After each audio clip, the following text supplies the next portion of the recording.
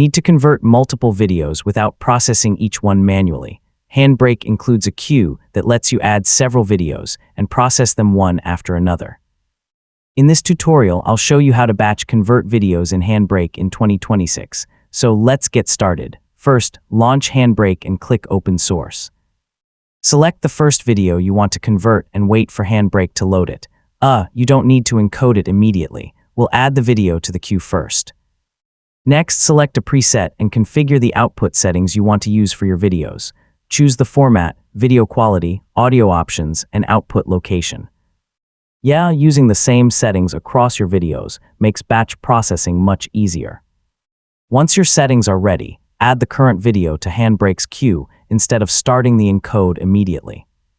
The exact queue option may appear as Add to Queue or through the queue controls in your version of HandBrake. I mean, the important part is to add the job to the queue so you can continue adding other videos. Now load the next video and apply the same settings.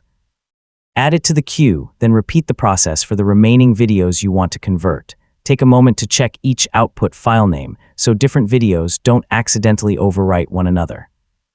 Before starting the batch, open the queue and review all of the jobs. Check the source files, output file names, formats, and the order in which they will be processed. This quick check can help you catch an incorrect file or setting before the entire batch starts. Finally, start the queue and let HandBrake process the videos one after another. You can monitor the progress while the jobs are being completed, so when everything is finished, open the output folder and check the converted videos. And that's how to batch convert videos in HandBrake. Set up your preferred encoding options, add each video to the queue, review the jobs, and start the batch.